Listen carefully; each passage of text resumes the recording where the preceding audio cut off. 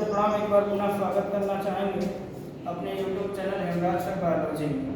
कक्षा 9 के टॉपिक कोशिका जीवन की इकाई, जिसके बारे में मैं पहले 2 टॉपिक में आपसे बात कर चुका हूँ। कोशिका को मैंने 2 भागों में बांटा, पहले कोशिका के बारे में और दूसरा कोशिका के अंगों के बारे में। आज का जो डायग्राम मैं आपको अपने सामने दिखा रहा हूँ, उस डायग्राम में आप इधर प्लांट सेल देख रहे हैं और इधर क्या देख रहे हैं आप, एनिमल सेल। अब दोनों में डिफरेंस क्या है और दोनों में क्या अंतर दिख रहा है, इस चीज को आप पढ़ सकते हैं, समझ सकते हैं। फर्स्ट ऑफ ऑल सबसे पहले बात करूंगा कि प्लांट सेल में कोशिका भित्ति पाई जाती है, कोशिका भित्ति पाई जाती है, जबकि एनिमल सेल में कोशिका झिल्ली पाई जाती है। आप इस चीज को बड़े ध्यान से देख सकते हैं, कोशिका भित्ति और कोशिका झिल्ली में अंतर। कोशिका भित्ति जो सेलुलोज की बनी होती है, ये पहला अंतर रहा। दूसरा अंतर कह लीजिए रसधानी को लेके, इसमें रसधानियां बहुत बड़ी बड़ी होती हैं, इसमें रसधानियां बहुत छोटी होती हैं, लेकिन बहुत छोटी होने के साथ साथ नगड़ के कुछ जंतु कोशिकाओं में होती हैं। दूसरा अंतर हरित लवक, हरित लवक केवल पादप कोशिकाओं में पाया जाता है, जंतु कोशिकाओं में हरित लवक नहीं पाया जाता।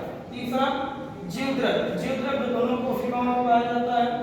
कलापसूत्र अर्थात माइक्रोकाइंड्रिया, जिसे हम अपना पावर हाउस कहते हैं, जीव शरीर का पावर हाउस कलापसूत्र, जिससे हमको एनर्जी मिलता है, दोनों में पाया जाता है। राइबोसोम भी दोनों में पाया जाता है और केंद्रक, केंद्रिका, ये दोनों में पाए जाते हैं। कम पाए जाने वाले जो एक ऑर्गन सिस्टम है, जिसका नाम मैं बताता हूँ आपको, सेंट्रोसोम लिखा जाता है। यह सेंट्रोसोम मुख्य रूप से जंतु कोशिका में पाया जाता है, जो विभाजन के समय सक्रिय होता है, कोशिका विभाजन में सहायता करता है। पादप कोशिकाओं में ऐसा कुछ नहीं, लेकिन फिर भी ये पादप कोशिकाएं जो इनमें पाए जाने वाले विभाजीय ऊतक होते हैं, बहुत तेजी से वृद्धि करके पूरे जीवन पर्यंत असीमित वृद्धि करते हैं। लेकिन जंतु जो है एक सीमित वृद्धि करता है और सीमित समय की वृद्धि के बाद कोशिकाओं में वृद्धि तो होती है, लेकिन उनके आकार और आकृति में वृद्धि नहीं होती। इस तरह से जीवद्रव्य जीवन का भौतिक आधार है, एक्सले नामक वैज्ञानिक ने बताया था। और भी कई चीजें हैं, जैसे केंद्रक है, केंद्रक में अगर देखा जाए तो बहुत सी चीजें हैं।